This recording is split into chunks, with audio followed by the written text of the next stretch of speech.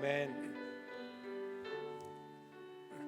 거룩하시고 자비로우신 하나님 아버지, 만물을 하나님의 뜻 가운데 창조하시고 붙들어 주시며 친히 온전케 해 주심에 감사를 드립니다. 그리스도의 십자가의 은혜로 구원받은 우리들, 부활의 능력으로 날마다 하나님을 경외하며 복음을 증거하며 하나님의 은혜의 때를 기억하고 하나님의 풍성하신 순종의 열매로 주께 영광 돌리기를 간절히 원합니다. 2월 마지막 주간을 맞이하여 하나님의 베푸신 은혜를 추억하며 미래를 염려와 걱정이 아닌 믿음 가운데 의지하고 오늘 주님 앞에 나와 기도와 말씀 가운데 힘쓰는 복된 종들의 발걸음을 축복하여 주시옵소서. 길이요 진리요 생명이 되시는 우리의 목자 되신 그리스도가 우리를 친히 인도하여 주시옵시고 날마다 순간순간마다 하나님의 일을 생각하며 기도하며 주의 뜻 가운데 담대히 순종함으로 하나님 앞에 풍성한 결실을 온전히 드리는 하나님의 복된 종들로 특별히 수요 예배자들을 이 시간 축복하여 주시옵소서. 예수 그리스도의 이름으로 간절히 기도드립니다. 아멘. 하나님의 은혜의 말씀은 오늘 열왕기하 24장 10절에서 17절, 열왕기하 강의 32번째 시간, 우리 한 절씩 함께 교독하기를 원합니다. 하나님의 심판 도구인 바벨론에 대한 하나님의 은혜의 말씀을 함께 상고하기를 원합니다. 열왕기하 24장, 그때 바벨론의 왕 느부갓네살의 신복들이 예루살렘에 올라와서 그 성을 애워싸니라.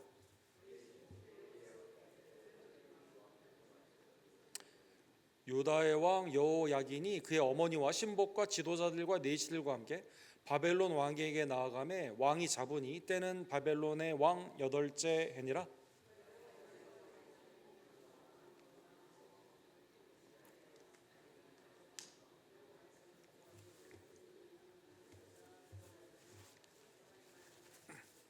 그가 또 예루살렘의 모든 백성과 모든 지도자와 모든 용사 10,000명과 모든 장인과 대장장이를 사로잡아 가매 비천한 자 외에는 그 땅에 남은 자가 없었더라.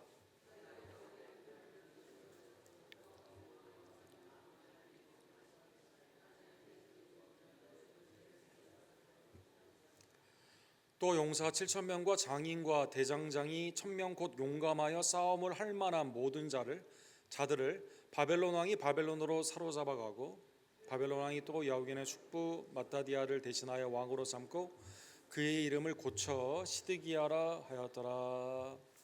아멘. 우리 러시아가 우리 우크라이나를 침략한 지가 3년이 지났습니다. 이제 급속도로 요즘 뉴스를 보시게 되면 이제 그 전쟁을 곧 끝나게 하려고 협상을 하는 것을 볼 수가 있죠. 우크라이나의 입장에서는 이게 좀 꼭 좋은 소식만은 아닙니다. 도대체 우리가 무엇을 위해 전쟁을 했는가?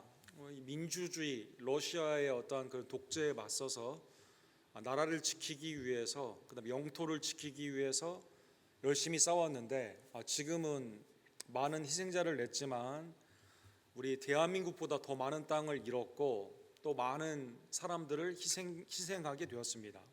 이 BBC 분석에 의하면 우크라이나에서 돌아가신 분들이 43,000명 정도 된다고 하죠. 그리고 이산 가족이 약 100만 명 정도 된다고 합니다. 우크라이나의 재건 비용은 약 750조 정도가 필요하게 되는데 이거를 다 지금 미국이나 유럽에 있어서 여러 가지 계약을 통해서 그냥 이것을 이제 개발비나 아니면 나오게 되는 그것을 가져가게 되는 불공정한 계약으로 이것을 다 지금 빼앗길 입장에 있습니다.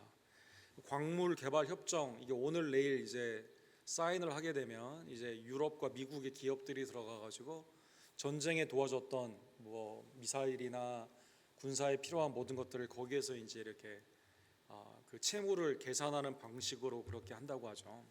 우리 교회도 이제 그 루터란 릴리프를 통해서 우크라이나에 헌금도 하고 계속 기도를 했는데 이 전쟁이 너무 이렇게 허망하게 끝나다 보니까 이게 좀 우리는 무엇을 위해 이렇게 기도했는가 이런 생각도 많이 하게 되고 또 약국의 서러움 이런 것들도 많이 생각을 하게 됩니다.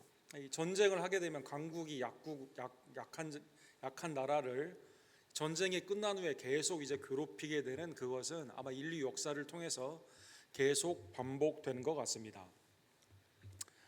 역사에 있어서 이 제국을 바꾼 전쟁들이 몇 가지가 있죠. 뭐 영국과 나폴레옹과의 전쟁이 있었던 월터루 전쟁, 거기에서 이제 웰링턴이라는 영국의 장군이 이김으로 말미암아 나폴레옹이 무너지게 되면서 유럽이 확 바뀌게 되는 그러한 것이 있고, 또 미국이 영국으로부터 독립하는 그 전쟁, 미국의 독립 전쟁, 세계의 기운이 막 바뀌게 되는 것이죠. 노르만디 상륙 작전, 이게 성공하지 못했으면 이 나치를 이기지 못했을 텐데 아주 중요한 전쟁이다라는 것입니다.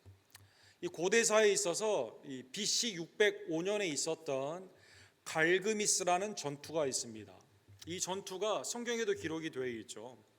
우리가 지지난주에 보았던 것처럼 요시아가 묵기도에서 늑고와 싸우게 되었는데, 늑고가 가가지고 싸웠던 전쟁이 어디일까요? 바빌론과 함께 이 맞짱을 떴던 전쟁이 바로 이 갈그미스 전쟁이 됩니다.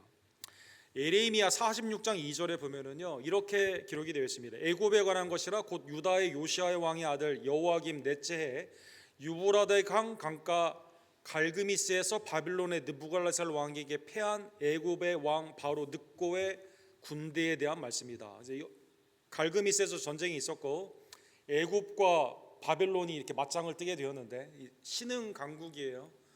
바빌론이 아수르를 물리치고 아수르를 도와주러 왔던 이 늑고 애굽을 물리침으로 말미암아, 왼쪽에 보시면 초승달이라고 이렇게 합니다. 이걸 이렇게 크라산도 초승달의 평야지대가 있는데, 여기에 중간에서 오늘날 이락이죠. 여기에서 이제 두 제국, 하나는 신흥 제국이고 바벨론, 하나는 뭐 전통적인 제국이죠. 이 애굽이 이제 맞짱을 뜸으로 말미암아 여기에서 느부갈네살 2세가 승리를 하게 됩니다. 그래서 이때부터 바빌론이, 애굽은 쫙 이제 줄어들게 되고, 바빌론이 이제 이 제국의 역사 가운데 계속 이 그 중동의 지역, 아프리카의 지역을 이제 주도를 하게 되게 되는 것이죠. 이 국제 정세가 이렇게 복잡하게 돌아가고 있는 이때, 우리가 지난주에 본 것처럼 유다의 4명의 왕이 있었죠. 요시아의 이 세 아들과 손자가 있었는데, 이 4명이 쭉 돌아가면서 왕권을 이어받게 됩니다. 여호아스, 요시아의 넷째이죠. 살룸이라고도 불리우는 분인데 3개월 동안 통치를 하게 됩니다.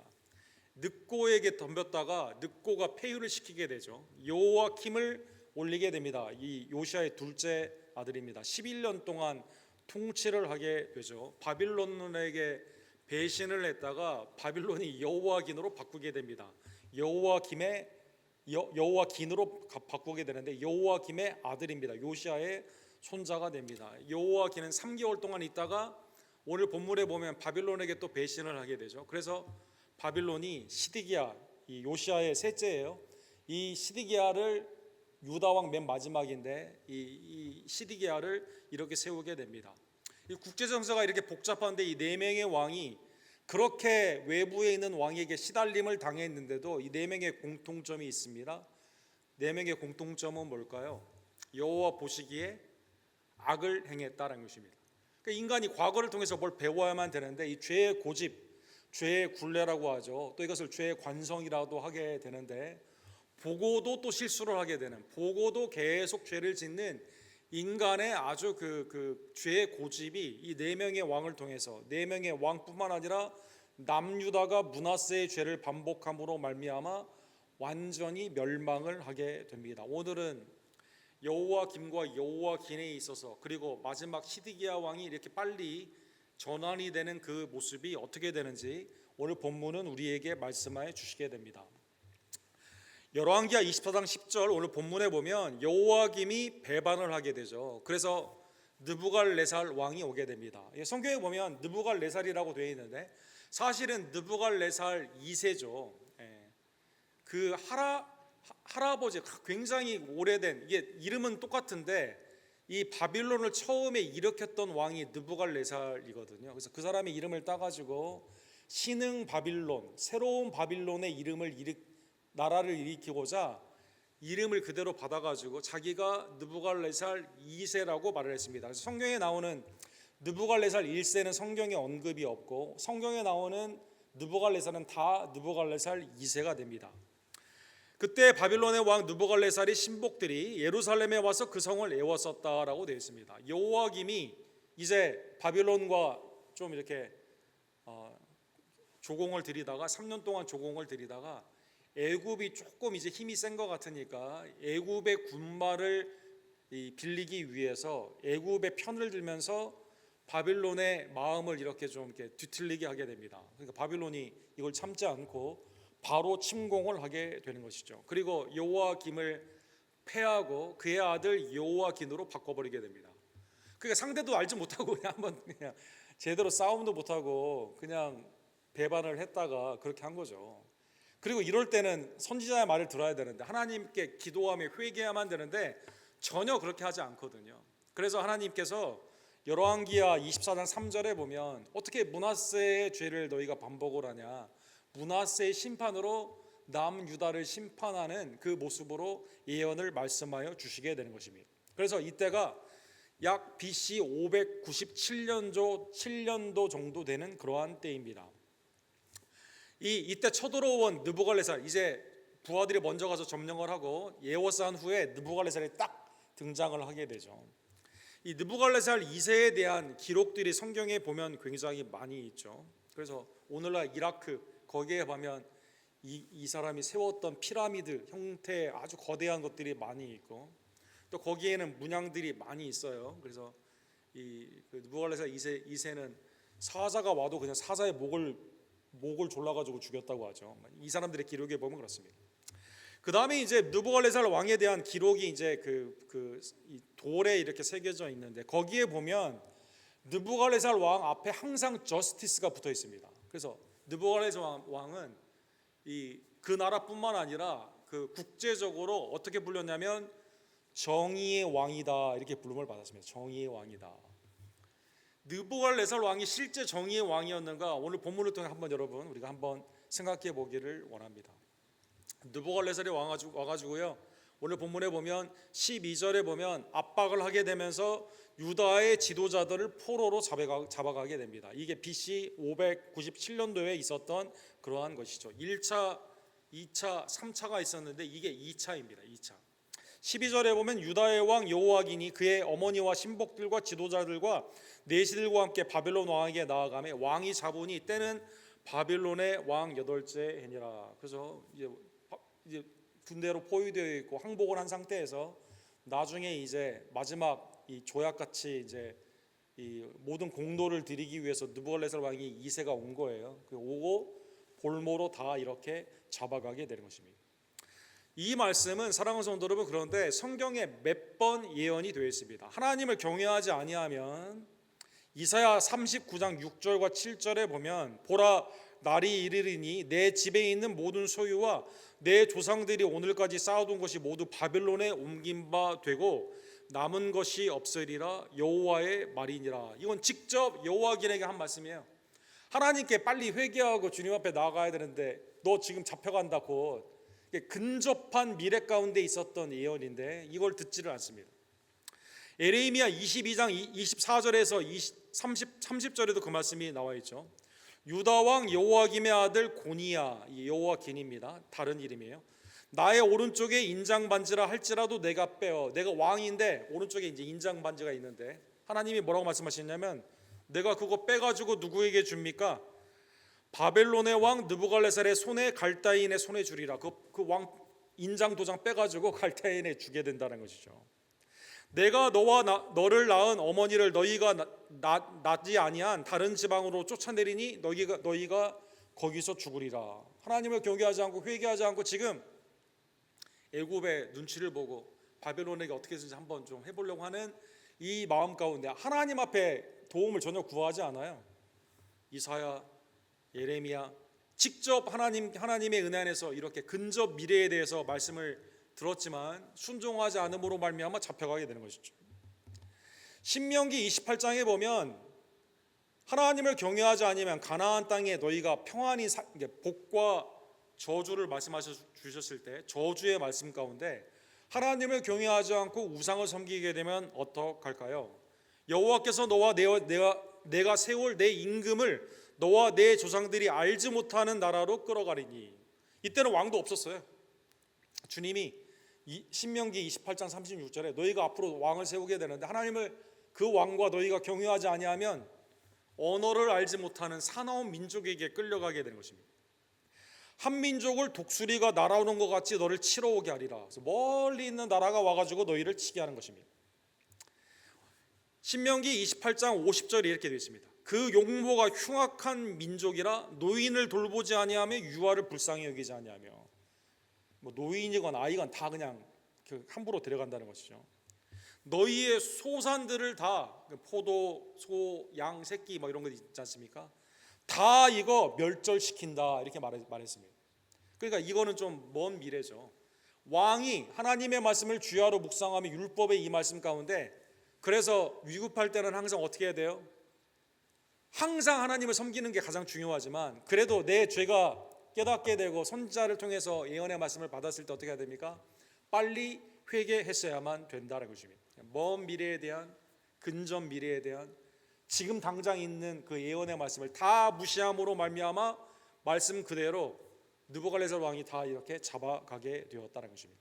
잡아가면서요, 오늘 본문 13절에 보니까 성전에 있는 모든 보물을 다 탈취해 갔습니다. 그가 여호와의 성전의 모든 보물과 왕궁의 보물을 집어내고 또 이스라엘의 왕 솔로몬이 만든 것 곧 여호와의 성전의 금그릇을 다 파괴하였으니 여호와의 말씀과 같이 되었더라. 그래서 하나님의 말씀도 성전, 하나님의 임재를 상징하는데 너희가 회개하고 여기에서 부르짖으면 내가 용서해 주지만 하나님을 경외하지 않으면 이 건물에 있는 거 아무런 의미가 없는 거죠. 솔로몬 때 그 많은 금, 방패까지 다 만들었는데 다 빼앗기게 되는 것입니다. 놀라운 것은 이게 처음 있었던 일이 아니에요. 여러분, 사랑하는 성도 여러분, 열왕기상 14장에 보면 르호보암 때 어떻게 하죠? 시삭이라는 애국왕이 와가지고 성전에 있는 걸 가져가죠. 탈취하게 되죠. 열왕기하 14장에 보면 이번에는 북이스라엘의 요아스가 와가지고 성전에 있는 걸 가져가게 됩니다. 이 외에도 아람 사람들 벳, 하닷, 하사엘, 이 사람들은 가져갈 필요도 없어요. 압박을 하니까 왕이 스스로 다 베껴가지고 갖다 줍니다. 오늘 본문에 느부갓네살 왕이 이걸 다 가져가게 됩니다. 그 다음에 BC 169년에 우리가 지난주에 본 것처럼 멸망에 가증한 것, 성전에 쓰는 이 안티오코스 에피파네스라는 이 사람이, 이 왕이 성전에 있는 모든 보물을 다 탈취하여 가져가게 되는 것이죠. 아니, 하나님의 임재가 있는 그 성전, 하나님이 약해서 그런 게 아니에요. 하나님의 임재를 그냥, 아니, 기도할 수 있고 예배할 수 있고 하나님께 부르짖을 수 있는데 말씀을 순종하지 않고 우상을 섬기니까요, 필요가 없는 거죠. 그래서 하나님께서 바벨론을 통해서, 그 다음에 여러 나라들을 통해서 이걸 가져가는 것을 하나님이 주권적으로 허락하여 주셨다는 것입니다. 그래서 이때부터 어떤 시대가 열려지게 됩니까? 엑사일, 우리가 좀 요즘 정치적인 단어죠. 디포테이션, 이게 좀 좋지 않은 단어인데, 포로의 시대, 강제 추방돼가지고 포로의 시대가 열리게 됩니다. 13절과 14절에 보면 이 왕족뿐만 아니라 누구를 데려가게 될까요? 제일 똑똑한 사람들을 다 데리고 가게 됩니다. 그가 또 예루살렘의 모든 백성과 모든 지도자와 모든 용사 만명과 모든 장인과 대장장이를 사로잡아가매 비천한 자 외에는 그 땅에 남은 자가 없더라. 지도를 보시면 그래가지고 이렇게 이국으로 다 이렇게 강제 송환이 되게 되는 것이죠. 알지 못하는 땅, 언어를 알지 못하고 흉악한 그 사람들에게 하나님을 경외하지 않음으로 말미암아 다 똑똑한 베스트 앤 브라이트라고 하죠. 지도자들, 왕족, 귀족, 그 다음에 임진왜란 때 우리 백제에서 도자기 만드는 사람 다 데리고 와가지고 일본에 가서 이제 했던 것처럼, 그렇죠? 장인들을 데려다가 뭐 만드는 기술자들을 다 데려가다가 이 땅에 아무도 남은 사람이 없었다는 것입니다. 느부갓네살은 정의로운 왕이었을까요? 느부갓네살은 아수르와는 좀 다르죠. 오늘 본문에 보면 이 똑똑한 사람들을 데려다가 어떻게 했을까요? 휴먼 캐피털 플라이트라는 이 정책, 이게 공식적인 외교 정책이라고 하죠. 그 나라의 똑똑한 사람들을요, 식민 정책 가운데 죽이는 게 아니라, 아수르는 죽였거든요. 아수르는 강제 이주를 시켜가지고 혼합시켜가지고 이상한 걸 만들었거든요. 그런데 바빌론 느부갓네살 왕은 그렇지 않습니다. 이 똑똑한 애를 데려다가요, 융화를 시키게 됩니다. 대표적으로 1차 때 갔던 다니엘을 생각해 볼 수가 있습니다. 다니엘 1장 4절에 보면 다니엘이 이제 느부갓네살 왕 그 황궁을 맡은 내시와 함께 이제 훈련을 받는 장면이 나와 있죠. 누구를 데려왔을까요? 곧 흠이 없고 용모가 아름다우며 모든 지혜를 통찰하며 지식에 통달하며 학문에 익숙하여 왕궁에 설만한 소녀를 데려오게 하였고, 똑똑한 애들을 데려오는 거죠. 아주 얘네들을 데려와가지고 어떻게 합니까? 학문과 언어를 가르쳤다라는 것입니다. 그래서 나쁜 말로는 이것을 그 나라 식민지가 저항을 하지 못하도록, 나쁜 말로는 브레인 드레인이라고 합니다. 브레인 드레인. 그러니까 이 머리 똑똑한 애들 다 그 싱크에 다 집어넣어가지고 다 이제 없애게 버려요. 그래서 저항을 못하게 하는 겁니다. 이 그러니까 유다 땅은 다 그냥 뭐 할 수 있는 게 없어요. 뭐 비전이 있습니까? 뭘 만들 줄 압니까? 아무것도 못하는 겁니다. 그러니까 이제 이 땅이 잡초로 우거지게 되는 그런 땅이 되는 거죠.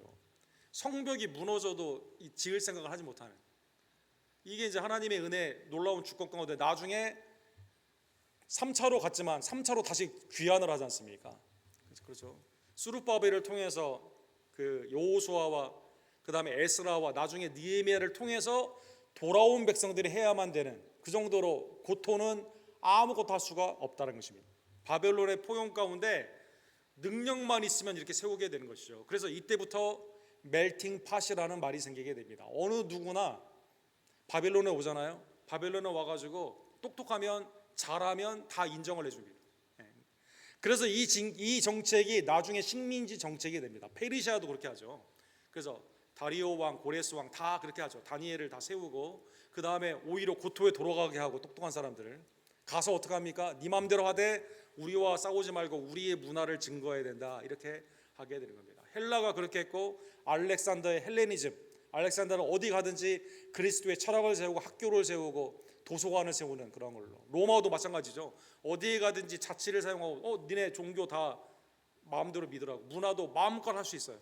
그 대신에 세금을 내고 군대에 징집할 때 너희가 와야 된다, 이렇게 말하게 됩니다. 그 다음에 이제 제국의 역사 가운데 이제 영국, 지금 우리가 살고 있는 미국, 뭐 영어 못해도 잡아가는, 앞으로 잡아갈지 모르겠지만 잡아가는 사람 없습니다. 뭐 미국의 뭐 그 역사 잘 몰라도 뭐 괜찮아요. 그다음에 뭐 우리가 먹고 싶은 거 마음대로 먹고, 그다음에 뭐 한국말로 설교하고 우리 하는 거에 아무런 문제가 없는 거죠. 이게 이제 여러분 하나님의 놀라운 주권 가운데 바벨론 때부터 생기게 되는 것이죠. 이게 왜 중요하냐면 바벨론에서 뭘 허락을 할까요? 사랑하는 성도 여러분, 똑똑한 사람들 왔잖아요. 우리한테 덤비지만 않으면 돼요. 우리와 국익을 위해서 사용만 하면 됩니다. 그러니까 이제 유대인들이 자기의 신앙을 지키기 위해서 성전은 못 가고, 그럼 어떻게 해야 되나? 우리가 모여가지고 안식일을 지킬 수 있도록 해달라 해서 이때부터 뭐가 생기죠, 여러분? 회당이 생기게 되는 겁니다. 회당. 사랑하는, 이게 매우 중요한. 하나님의 놀라운 주권이 이 안에 있는 거예요, 사랑하는 여러분. 성전의 시대는 지나가고 회당의 시작 가운데 남자 10명이 있으면 어디든지 가서 회당을 세워가지고 함께 할 수 있는 그것이 생기게 되는 것입니다. 15절에 보면 왕족과 귀족들은 볼모로 잡아가는 것을 볼 수가 있습니다. 그가 여호와긴을 바벨론으로 사로잡아가고 왕의 어머니와 왕의 아내들과 내시들과 나라의 권세 있는 자도 예루살렘에서 바벨론으로 사로잡아가겠다. 예레미야 52장에 보면 이때 디포테이션, 이 그 포로로 잡아가는 이것이 3번 정도 있었던 것 같습니다. 그래서 느부갓네살이 사로잡아간 백성은 이러하니라, 이렇게 하면서 쭉 나오게 되죠. 1차, 2차, 3차 예레미야 52장 30절에 이렇게 되어 있습니다. 느부갓네살의 제23년에 사령관 느부라사단이 사로잡아간 유다 사람이 745명이니 그 총수가 4,600명이더라. 그래서 많은 사람들이, 군인들, 뛰어난 장군들, 그 다음에 그 귀족들, 왕족들, 또 그 학식이 뛰어난 사람들, 점과 흠이 없는 청년들, 그 다음에 그 일을 할 수 있는 장인, 기술자들을 이렇게 다 잡아가게 된 겁니다. 그리고 17절에 보면 한 명의 왕을 세우게 됩니다. 바벨론 왕 느부갓네살 2세가, 바벨론 왕이 또 여호와긴의 숙부 맏다디아, 이제 요시아의 아들이에요. 맏다디아를 대신하여 왕으로 삼고 그의 이름을 고쳐 시드기야라 하였더라. 시드기야가 이제 마지막 11년 동안 통치를 하게 되는데 마지막 하나님의 기회가 있는 겁니다.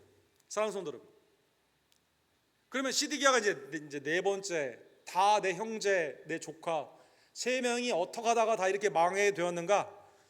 예레미야 당시의 선자를 통해서도 얘기를 듣고 뭐 구약에 있는 말씀도 수많이 얘기를 들었어요. 그러면 시드기야가 마지막 기회가 되는 거예요. 하나님이 아직 멸망시키지 않았어요. 11년의 기회가 있는 겁니다. 그러면 시드기야가 어떻게 해야만 될까요? 에레미야 27장에 보면 에레미야가요, 아직 끝난 게 아니라고, 소망 가운데 하나님께 돌아와야 된다, 돌아오게 되면 하나님이 용서해 주시고 온전케 해 주신다라고 약속을 하여 주시게 됩니다. 에스겔 11장에 보면 에스겔은 잡혀간 포로 아닙니까? 선지자이며 제사장이 잡혀간 에스겔에서 타지에 있는 에스겔도, 사랑하는 성도 여러분, 빨리 회개해야 된다, 성전이 이렇게 타락해서는 되지 않는다, 빨리 회개해야 된다고 이렇게 말을 하게 됩니다. 시드기야가 그런데 앞에 세 왕 다 봤어요. 선지자를 통해서 이런 말을 다 들었어요. 그 다음에 지금 나도 어떻게 될지 몰라요. 또 잡혀가고 그러면 이제 끝나는 겁니다. 그러면 시드기야가 어떻게 해야 될까요? 회개해야만 되죠. 사랑하는 성도 여러분. 그런데 죄의 고집이 꺾이지가 않는 겁니다. 사랑하는 성도 여러분. 인간의 완전한 부패, 그렇죠? 만물보다 부패한 인간의 마음, 그렇죠? 하나님의 저항할 수 없는 이 은혜를 totally depraved 됐다고 그러죠. 캘빈은 완전히 부패해가지고요, 반응을 하지 않습니다. 역대하 36장에 보면 이 시드기야에 대해서 어떻게 표현을 할까요? 시드기야에 대해서 이렇게 말합니다. 목이 곧은 사람이다, 이렇게 표현하여 주십니다. 느부갈네살 왕이 그를 그의 하나님을 가리켜 맹세하였으나 그가 왕을 배반하고 목을 곧게 하여 마음을 완악하게 하여 이스라엘 하나님 여호와께로 돌아오지 않았다. 바벨론의 느부갈네살을 통해 그렇게 고통을 받았는데도, 사랑하는 성도 여러분, 목이 곧아가지고 마음이 완악해서 하나님께 돌아오지 않았다는 것입니다. 역대하 36장 13절에 그렇게 말하고 있습니다. 그래서 어떻게 됐습니까? 그래서 남유다가 멸망을 하게 되는 것입니다. 사랑하는 성도 여러분, 우리가 생각해 볼 수 있는 것은, 아니 그렇다 하더라도 하나님이 어떻게 바벨론을 통해 심판하실 수 있는가? 하박국도 그런 질문을 했었고, 그 다음에 이제 그 아수르의 회개를 촉구했던 요나 선지자도 그런 질문을 하지 않았습니까? 바벨론은 그렇게 생각했을 겁니다. 내가 하나님의 심판의 도구니까 나는 뭔가 잘하고 있다라고 생각할 수도 있었을 것입니다. 다니엘 4장에 보면 느부갈네살 왕이 이제 옥상에 올라가서 쭉 천하를 보는 거죠. 이제 그 신학자들은 아마 아내를 위해 만들어놨던 그 당시에 7대 불가사의 중에 하나라고 불리우는 공중 정원 같은 게 아마 있었을 것이다, 이렇게 봅니다. 느부갈네살이 이렇게 말합니다. 나 왕이 말하 이르되 이 큰 바벨론은 내가 능력과 권세로 건설하여 나의 도성으로 삼고 이것으로 내 위엄의 영광을 나타낸 것이 아니냐, 이렇게 말합니다. 이거 내가 다 만들었어. 이거 누가 해?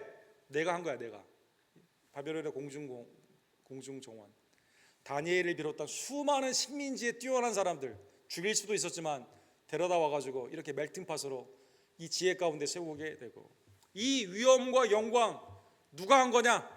누가 그 성전을 무너뜨리고 거기에서 금은보화 다 가져와가지고 전리품으로 다 나누어 주고, 그렇죠? 하나님 별거 없네, 성전 내가 그냥 무너뜨렸네, 이렇게 자기의 위엄과 영광, 이게 내가 한 거 아니냐라고 할 때 어떻게 됐습니까? 이 말이 아직도 나의 왕의 입에 있을 때, 지금 아직 안 끝났어요. 자랑이 아직 안 끝났어요. 그 말을 하게 되었을 때 어떻게 돼요? 바로 그때 이 일이 나 느부갈네살 왕에게 응하여 내가 사람에게 쫓겨나서 소처럼 풀을 먹으며 몸이 하늘 이슬해졌고 머리털이 독수리 털과 같이 자랐고 손톱이 새 발톱과 같이 되었더라. 아주 흉악하게 짐승처럼 된 거죠.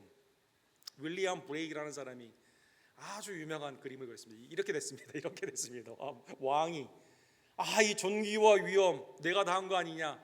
하루아침에 이 자랑이 끝나지도 않았는데 하나님이 이렇게 폐위를 시키게 되죠. 그리고 기한이 차게 되었을 때 바벨론의 왕 느부갈네살 왕이 깨닫게 됩니다. 하나님이 모든 것을 하시고 나는 그의 도구였구나. 나중에 그가 겸비케 되게 되는 것입니다. 사랑하는 성도 여러분, 오늘 본문의 말씀을 통해 누가 정의로운가, 누가 하나님 앞에 온전히 설 수 있는가, 우리는 죄의 고집으로 같은 죄를 계속 반복을 합니다. 사랑하는 성도 여러분, 예수님이 누가복음 13장에 보면 이렇게 경고하셨죠. 예루살렘아 예루살렘아 선지자들을 죽이고 내게 파송한 자들을 돌로 치는 자여 암탉이 제 새끼를 날개 아래 모음같이 내가 너희의 자녀를 모으려 한 적이 몇 번이냐 그러나 너희는 원치 아니하였도다. 보라 너희 집이 황폐하여 버림받으리라 내가 너희를 위하여 이르노니 너희가 주의 이름으로 오시는 이를 찬송하리로다 할 때까지는 나를 보지 못하리라 하였도다. 계속 죄를 거부하게 되면 어떻게 되는 거예요? 계속 왕들이 하나님을 경외하지 않으면 어떻게 돼? 성전이 무너지게 되는 것처럼 나라가 망하게 되는 것처럼. 이 예수님 당시에 선지자를 그렇게 보냈지만 암탉이 새끼를 먹는 것처럼 어머니의 사랑으로 보냈는데 거부한 이스라엘이 어떻게 됩니까? AD 70년에 로마를 통해 무너지게 두 번째 성전이 헤롯 성전이 무너지게 되는 것이죠. 근데 언제 이게 회복이 될까요? 주의 이름으로 오시는 이를 찬송하기 전까지는. 그러니까 주님이 하나님의 놀라운 은혜로 나에게 독생자 예수님을 보내주셨구나. 주님께 회개하고 나아가기 전까지는요 인류의 역사는 다 망하게 된다는 것입니다. 예수님은 이 땅에 계셨을 때 3번 우셨죠. 나사로의 죽음 가운데 우셨고 겟세마네에서 우셨고 그 다음에 한 번 더 우셨죠. 누가복음 19장에 보면 예루살렘을 입성하시기 전에 예루살렘을 향해 오셨습니다. 가까이 오사 성을 보시고 오시며 이르시되 너도 우리 오늘 평화에 관한 일을 알았더라면 좋을 뻔하였거니와 지금 내 눈에 숨겨졌도다. 그렇죠? 지금 아무것도 모르고 성전이 타락되어 있는 상황에서 지금 로마가 다음 세대에 멸망하는 것도 모르고 진정한 왕 대신 예수님을 죽이려고 하는 이 상황 가운데 예수님이 오시며 그 가운데 하나님이 주시는 그 평강 그거를 거부한 자들에 대해서 주님이 우셨다는 것입니다. 자, 오늘 본문의 말씀을 깨달으면 죄의 고집은 내 스스로 떨쳐버릴 수가 없습니다. 하나님의 은혜만이 우리의 마음을 새 마음으로 바꾸어 주시게 됩니다. 사랑하는 성도 여러분, 주님이 우리에게 지금 기다리고 있는 이때 시디기야의 마지막 왕의 그 시간, 주님이 나를 언제든지 불러갈 수 있고 언제든지 이 땅에 다시 올 수 있는 이 시간은 그냥 허비하는 시간이 아니에요. 하나님의 은혜 안에서 나의 삶을 뒤돌아보며 하나님의 말씀의 예언의 성취가 분명히 있음을 깨닫고 주님 앞에 돌아오며 주님의 말씀에 순종해야 되는 때이다라는 것입니다. 베드로후서 3장 9절에 보면 하루가 천년 같고 천년이 하루 같은 하나님의 시간 가운데, 그렇죠? 주님이 도대체 언제 오냐? 사람들이 안 온다라고 사람들이 생각하고 있는 이때 베드로 사도가 이렇게 말하죠. 주의 약속은 어떤 이들이 더디다고 생각하는 것 같이 더딘 것이 아니라 오직 주께서는 너희를 대하여 오래 참으사 아무도 멸망하지 아니하고 다 회개하기에 이르기를 원하시느니라. 하나님의 은혜 안에서 주님이 기다리는 이 시간은 내가 회개하는 때입니다. 우리의 가족에 믿지 않는 자가 회개하고 주님을 영접하는 때입니다. 우리가 복음을 증거하며 하나님의 이런 잃어버린 양들이 주께로 돌아오는 때임을 다시 한번 깨달으며 내 마음이 강박해지지 않도록 날마다 기도 가운데 깨어있으며 회개 가운데 주님의 은혜를 온전히 경험하는 주의 종들 되기를 간절히 원합니다. 에스겔 18장에 보면 이스라엘이 지금 남유다가 멸망하는 그 상황 가운데 주님이 이렇게 말씀하시죠. 내가 어찌 악인이 죽는 것을 조금인들 기뻐하랴. 그죠? 주님이 기뻐한다는 뜻입니까? 반어법이죠. 기뻐하지 않는다는 뜻입니다. 그러면 주님의 마음은 무엇일까요? 우리 하이라이트 되어 있는 그가 돌이켜, 우리 다 같이 읽도록 하겠습니다. 그가 돌이켜 그의 길에서 떠나 사는 것을 어찌 기뻐하지 아니하겠느냐. 주님이 심판하는 거 기뻐하시겠습니까? 주님이 진짜 기뻐하는 것은 회개하시는 걸 기뻐하는 거죠. 사랑하는 성도 여러분, 그렇죠?